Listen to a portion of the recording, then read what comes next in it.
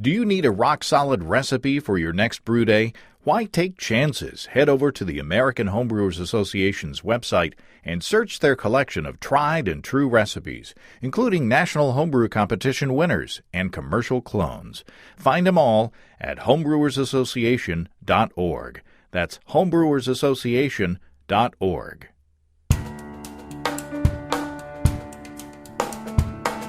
Welcome to Basic Brewing Radio for Thursday, March 30th, 2017. I'm James Spencer. Here at Basic Brewing Radio, we're all about home brewing. This week we travel to Vancouver, British Columbia, Canada, to Callister Brewing Company to talk to Nathaniel Senff of Lightheart Brewing, which is currently residing at Callister. Confused?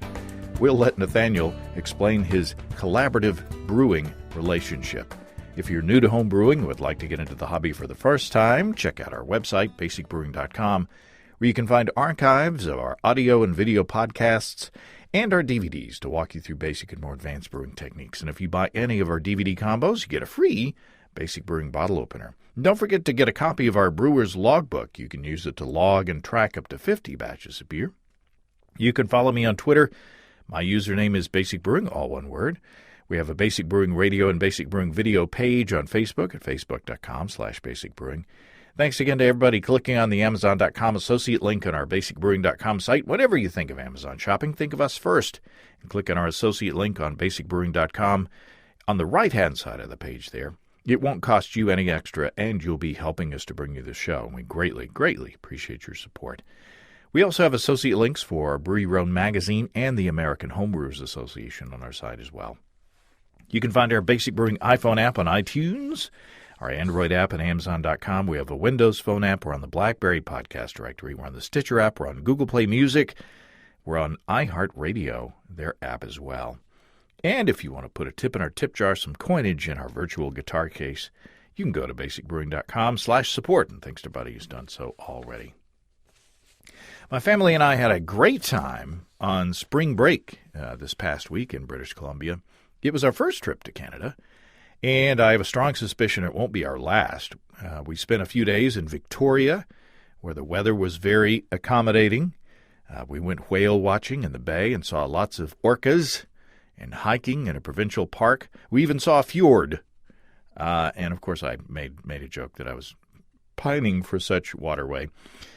We then traveled up to Vancouver, where we visited the aquarium there in Vancouver and braved Capilano Suspension Bridge Park, where if you don't have a fear of heights, you might acquire one. It was beautiful, though. I wish I had a Fitbit because we did a ton of walking. But despite all that exercise, I managed to bring back a Canadian kilo or maybe two around my waist. But it was a great time. On another note, good news for Steve Wilkes' homebrew shop. The website for Steve's Brew Shop is now online. You can find it at stevesbrewshop.com. There you can find ingredient kits that Steve has designed, as well as our 15-minute pale ale kit.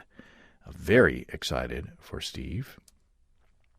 Now, speaking of Steve, here's a little extra interview that I recorded. Steve and I attended a local homebrew competition pitting the Fayetteville lovers of pure suds, or flops, against the recently founded Ozark Zymurgists from Benton County. That's one county up from us here in Washington County in Arkansas. The competition was put together by Ron Schmidt, who you heard on the show a few weeks ago with Jamie Conway as they talked about their collaborative stout. It was hosted by Core Brewing Company at their Springdale Public House, and after the competition, we caught up with Jesse Core to get the lowdown. Jesse Core, welcome back to Basic Brewing Radio. Very excited to be here. It's been a fun night. Yeah, here we are in Springdale at your Core Public House. Describe what just happened.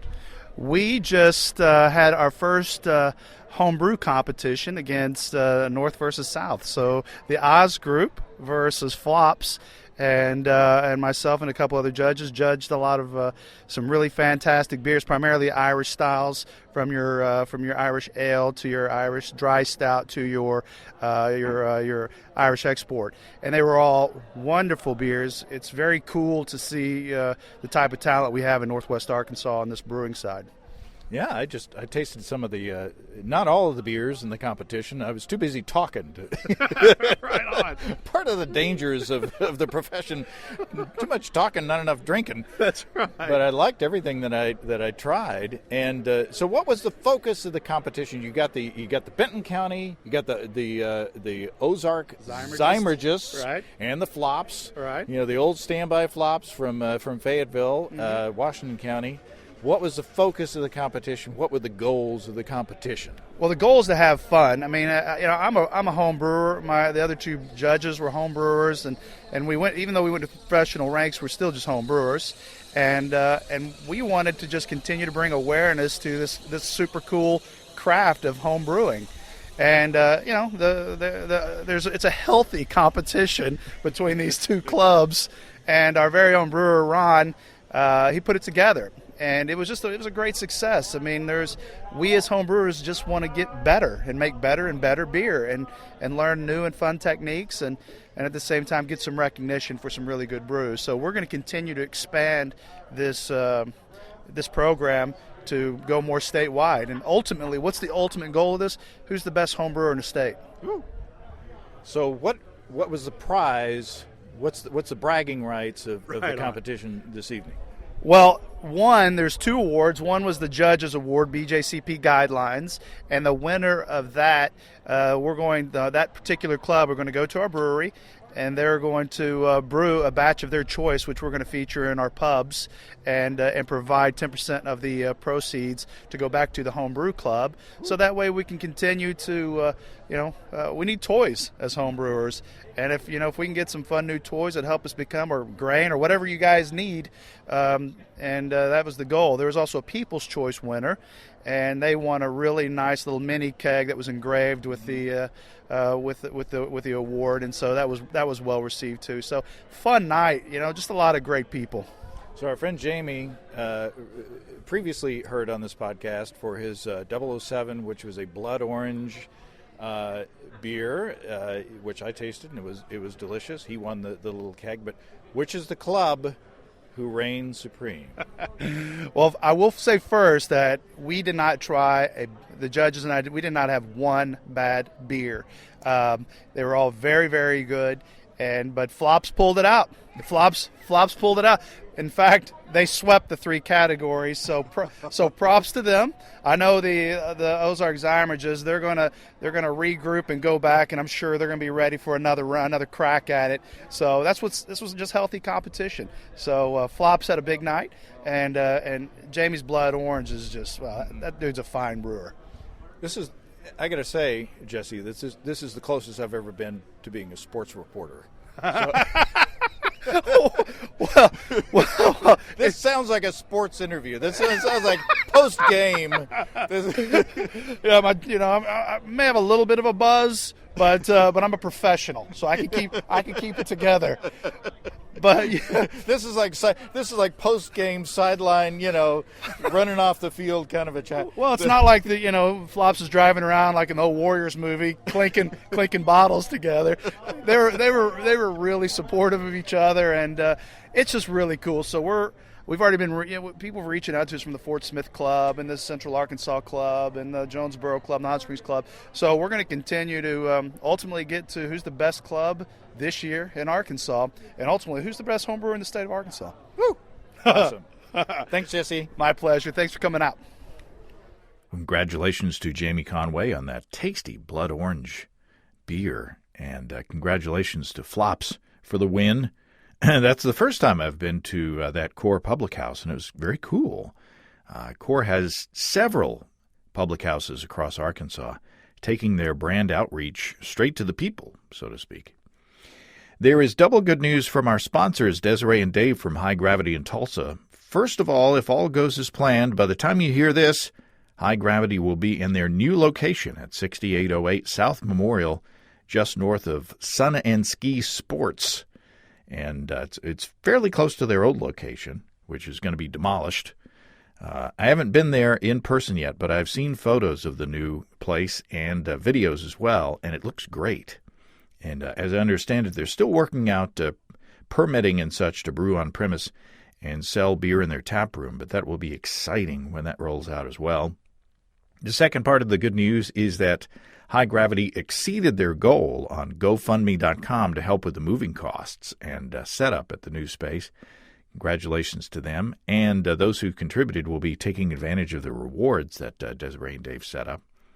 So if you're in that neighborhood, check out the new store in Tulsa, and if you're not, go to HighGravityBrew.com to find their full line of electric brewing systems and controllers and awesome ingredient kits now sold from their brand new space. HighGravityBrew.com. Well, now, Callister Brewing Company in Vancouver is an interesting story. Chris Lay and Diana McKenzie founded Callister as a collaborative brewery. What this means is that they brew their own beers under their own label, and they serve as host to other brewers who are wanting to go pro. One of those is Nathaniel Senff of Lightheart Brewing, who invited us to taste a few samples and talk about this very interesting business concept. Nathaniel Senff, welcome to Basic Brewing Radio. Thanks for having me, James. This is our first on-location in Canada interview, so and we appreciate your inviting us here, and also the first time that my family has been with me as I record, and they're downstairs in the tap room enjoying some of your beverages. So, this is a unique and one-of-a-kind, or first-of-a-kind experience. Does everything feel cheaper because that Canadian peso is kind of a thing? I don't know, because, every time we eat out, it's like 3 digits. So I'm sure when I get home and look at the adjusted credit card bill, it'll feel a little better, but less bad, if you will. yeah. But we've been eating in kind of the touristy parts of town a lot of the time, so it's a vacation. You're supposed to spend lots and lots of money, right? Yeah, and leave with a few pounds as well, right? Yeah. I'm trying to sit upright here on my stool. So here we are. Well, let me let you tell us where we are. So Callister Brewing, which is where we're at, really was born out of the local homebrew club, Van Brewers. And basically what happened is they were trying to find a way to figure out how to do a brewery and bring a lot of excitement to it. And they came up with the idea of having something which is, we call a collaborative brewery, not a co-op because those are illegal in BC, but we're collaborative. So what happens is Callister is here, 365 days a year, and then they have 3 guest breweries that join Callister, pay shares into Callister for a year, and then brew on our small system and also sell the beer through the tasting room. So there is a parent brewery, yep. And then there are 3 sub-breweries, there are sub-labels, sort of. Or guest breweries, if you will. And according to the law, everyone is an owner, yes. Correct? That is correct. So would you describe it as sort of an incubator? Yeah, incubator is a pretty good word. It's a chance for people to kind of put just a little bit more than their toe into the water, as it were, put a whole ankle into the water and see if the business plan they've been working on could actually work in the market. So who are the brewers and what are the breweries? So the breweries we have is Callister, obviously. Then we have Boombox Brewing, which is some friends of ours, Kent and his friends. And then we got Real Cask, which is Adam. He's a brewer from Blackburn, England, and he brews all the stuff in that cask way. Everything is served via casks and beer engines and whatnot. And then myself, my name is Nathaniel, like you said earlier. I'm with Lightheart Brewing. And what was the? I mean, I'm asking you to speak for the founders, but what was the philosophy? Why did they want to kind of step out and say who the founders are, and talk about why they wanted to step out and do something so different? This is the first time I've heard of something like this. They were inspired by like a brewery in Texas whose name escapes me, but the idea of not having to brew all the beer, I imagine, was part of it. But it was also kind of just with having that rotating personnel brings a lot of excitement to the tasting room.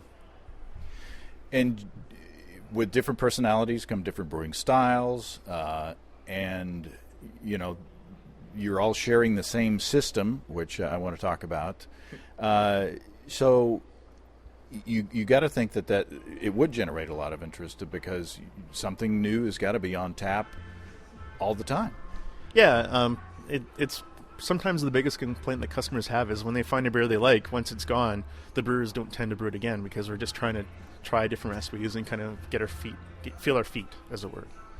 So does everybody, after a year, does everyone has to go? Is that the deal, or can you stay on for more than a year? Well, you can extend for more than a year. Adam from Real Cask was here last year, and then in July he renewed again. So the brewing year goes from the beginning of July to the end of June. So you can stay on if things are going well.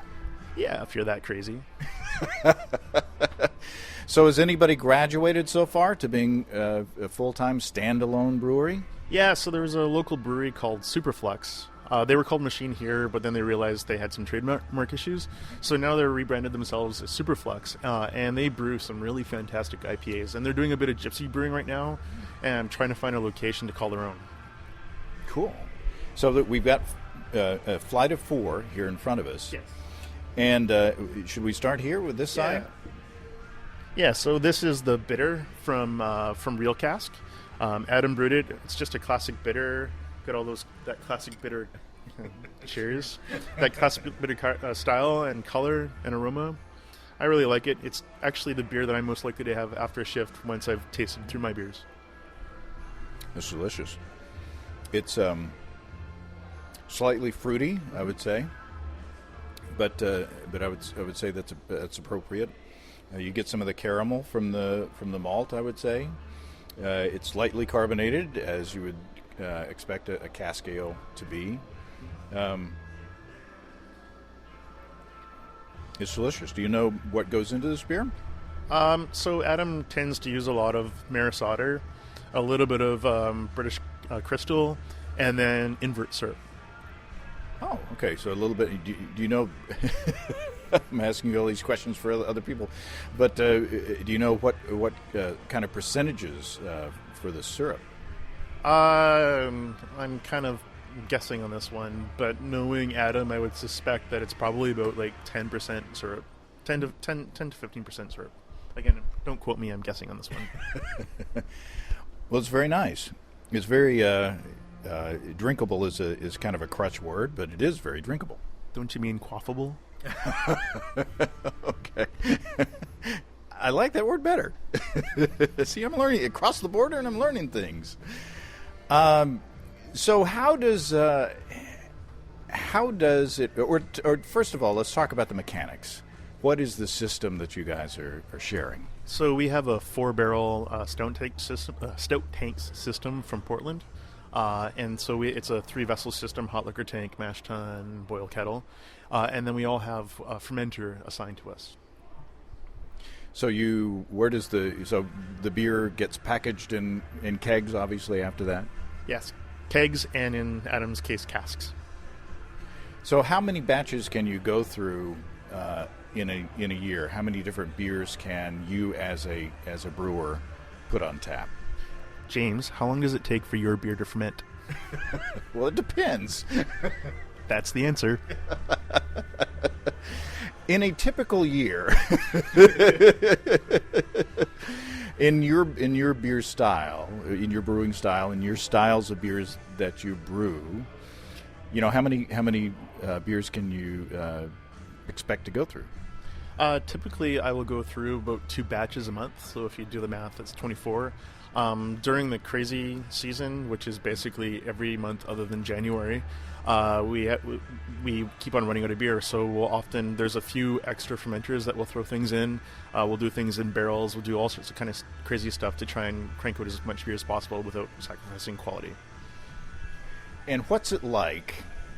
I can't imagine sharing my equipment with 3 other brewers or 3 other sets of brewers, because I am very kind of proprietary of my gear, and I want things to be done in a certain way. I want stuff to be put away in a certain way, and taken care of in a certain way. In my experience in like television and corporate world and things like that, we had to share video gear and such as that. And so, I can kind of see that there might be some potential sources of Friction? friction is a good word. I was going to say conflict, but friction is a more gentle word. But how do you guys? I mean, you're a military man. You're in the Army, so Yes, you have some discipline. So how do you guys work that out? What's the system that keeps everybody from being in discord here?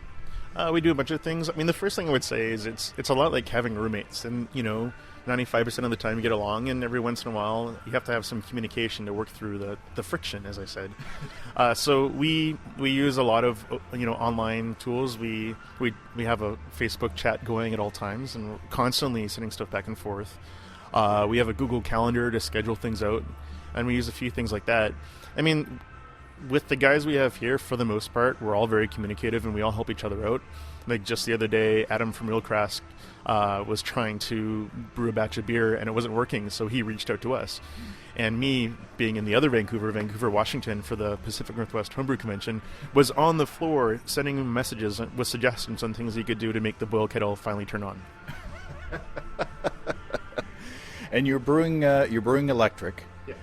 And at the scale you're brewing, and with the power that you're using, you said earlier that it's a little challenging, bringing up to temperature. Yeah, I mean, the thing about electric is it's just not as powerful as like steam or a flame or something like that. So it takes a little bit of organization and strategy to kind of mitigate how much that impacts your brewing day.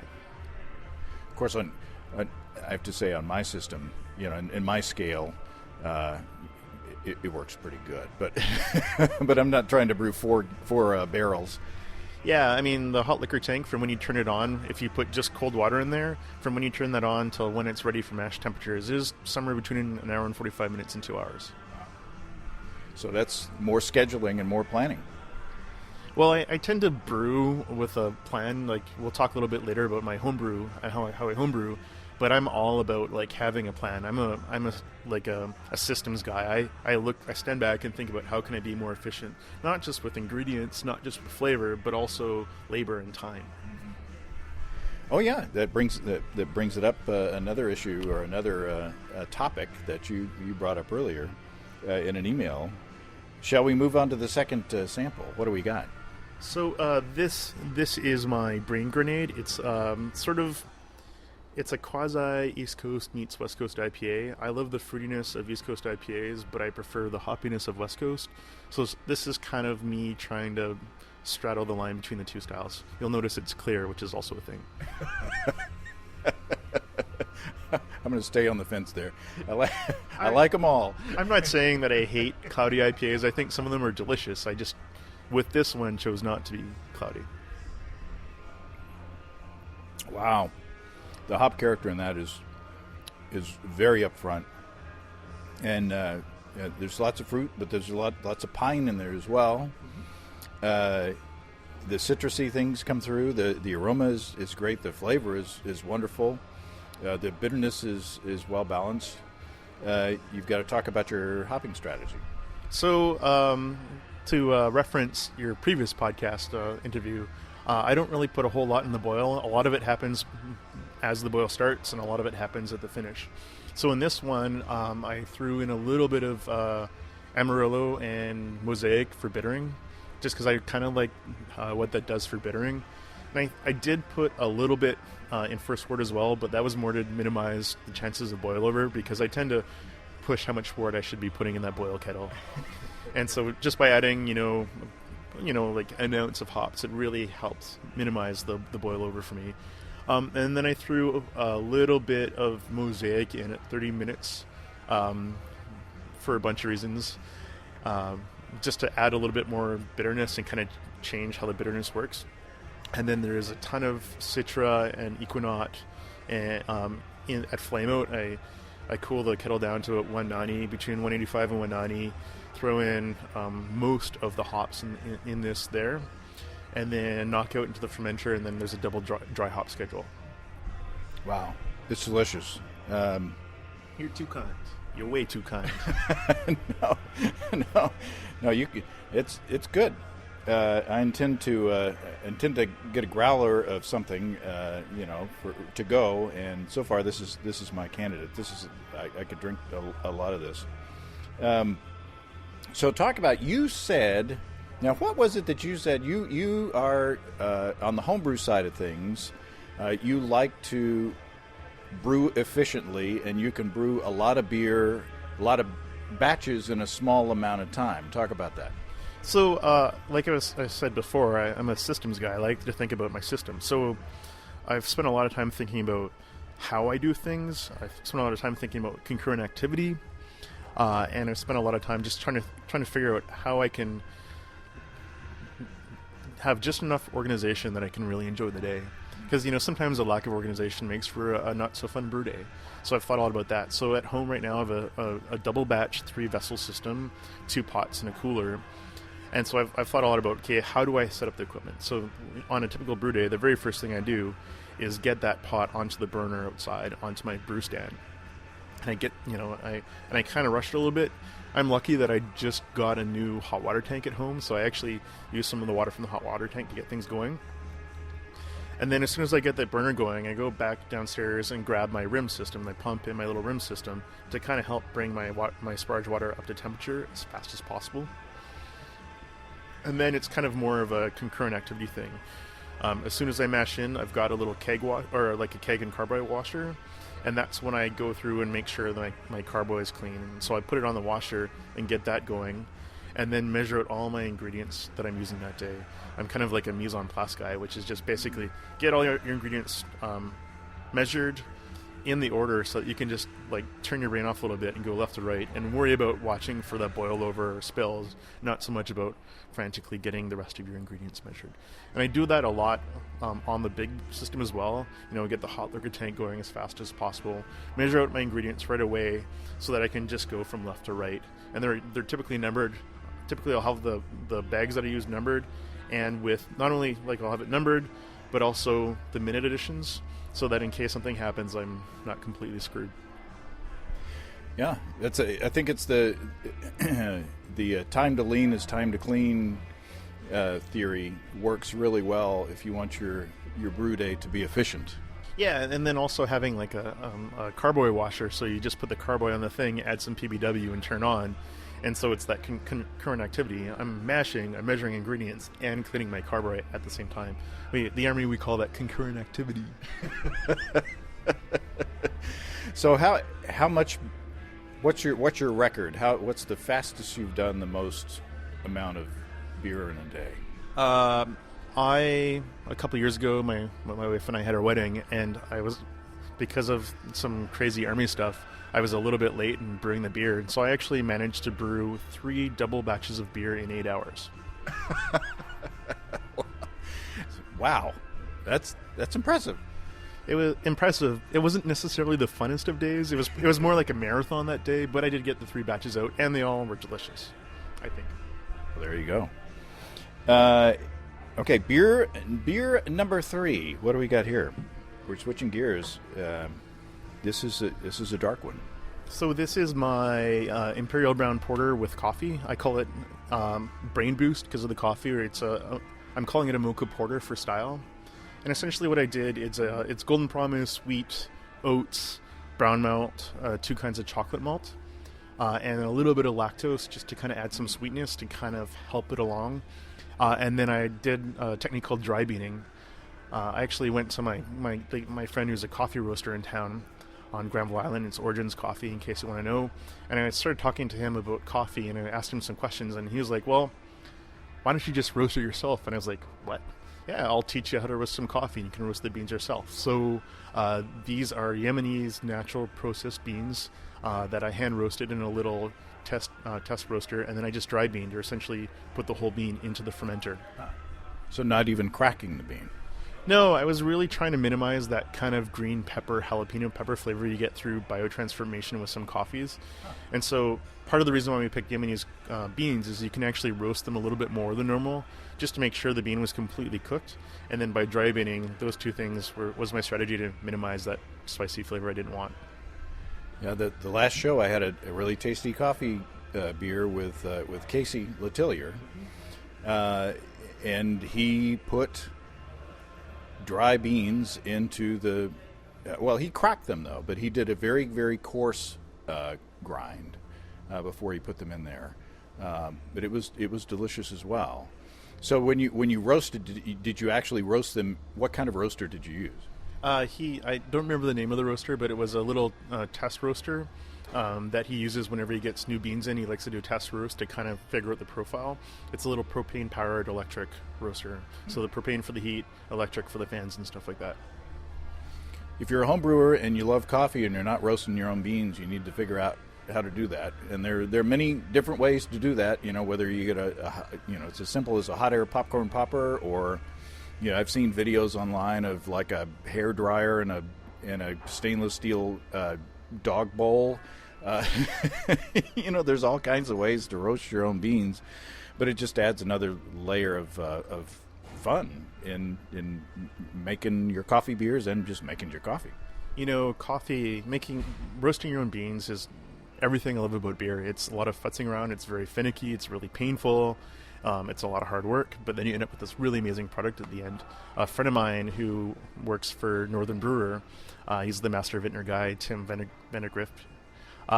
He actually does wine-soaked coffee roasting. So he soaks the beans in nice red wine, and then roasts them, and it sounds delicious. How much, if you were doing a 19-liter batch, turning the tables here since I'm north of the border using metric, if you're doing a 19-liter batch or a 5-gallon batch, how much coffee beans or in weight would you use? So I would use somewhere between 85 and 100 grams into that. I don't know the an ounce is 28 grams. So that would be between 3 and 4 ounces. Okay. I would dry bean it in secondary. I would probably rack it off the yeast just to kind of minimize the chances for biotransformation. Normally I don't really worry about secondaries, but in a case like this I probably would. Like I said, 3 to 4 ounces. This beer was only on the beans for about 4 days. It's delicious. I have a feeling that my wife Susan downstairs in the tasting room is really, really enjoying her sample. Has probably already enjoyed it. She's my designated driver, and we may be here a little longer. No, Susan's really good about that kind of thing. And Nathaniel explained to me a couple of things about driving in Canada that I didn't know. It's mostly the same, but it's a little different, and it seems like drivers are a little more polite up here and less aggressive, maybe, than south of the border. Well, we drive using the Queen's English up here, so everything's just slightly different. There was one guy in a BMW that was a jerk on the highway, but other than that, it's pretty good. Yeah, we have it pretty good up here. So we this is the fourth and final beer here. What do we got going on? So this is actually a homebrew batch. Like I said earlier, I was just up at the Pacific Northwest Homebrew Convention, and I decided I really want to do a wacky beer for that. And that's what this is. Essentially what I did is I took a robust porter, I threw a little bit of beechwood smoked malt in there, and then a couple pounds of applewood smoked potato chips into the mash tun. So most of the smoke you're tasting is actually from potato chips. It smells smoky. It smells good. Here's the potato chip beer. I don't know if I've had a potato chip beer. Here we go.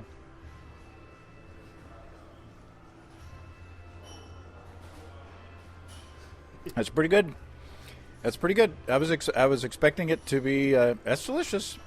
I was expecting it to be salty because of the potato chips, but it's not at all. And it's not. The potato chips theoretically, if they were in the mash, they should have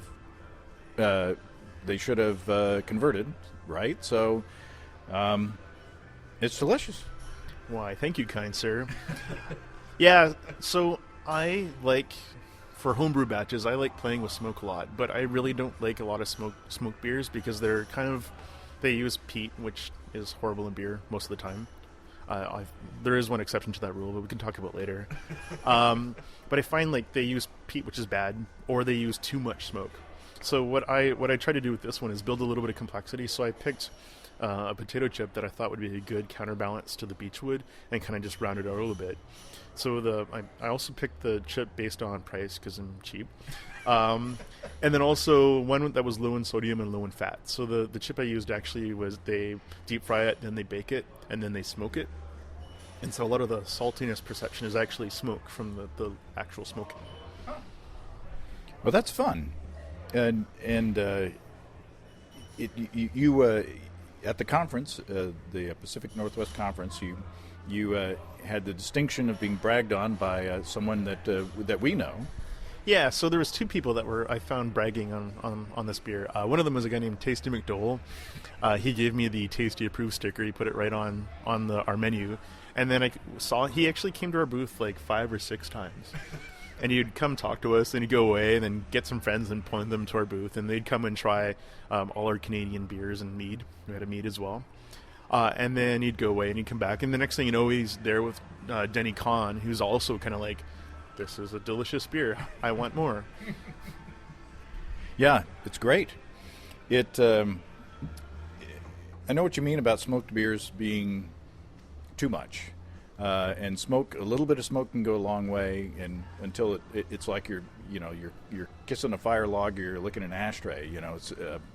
But it's delicious. It's nicely smoky. It's well balanced. It's delicious. So I gotta say, here you are. You're in the incubator with your brand, Lightheart Brewing, right? Mm-hmm. And so, what happens now? So we're talking to a couple different breweries to work on a gypsy brewing situation for a little while. Our goal is to try and build the brand up enough that we can actually justify spending the millions of dollars in our own facility.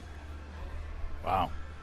So this is the poking your toe in, or going ankle deep into the water to test it out. And so you're having fun. You're getting good feedback. And your wife is happy about this whole thing? I have the most supportive wife in the world. Yesterday was her birthday, and I actually said on Facebook that she's surprisingly supportive of all my crazy ideas. And, my day job being full-time military does keep me pretty busy. I told you earlier how I actually was a sergeant on a basic training for the Canadian Army full-time as I started here. And it wasn't without her support, I just would have died or something. Well, there you go. Cheers to our wives. Grab a beer there, Nathaniel. Cheers. Cheers. Another sip of the smoked beer. All right.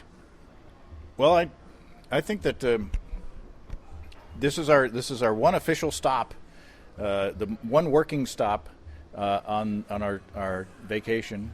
We spent a few days in Victoria, and the weather accommodated wonderfully down there, and we had some delicious local beers down there as well.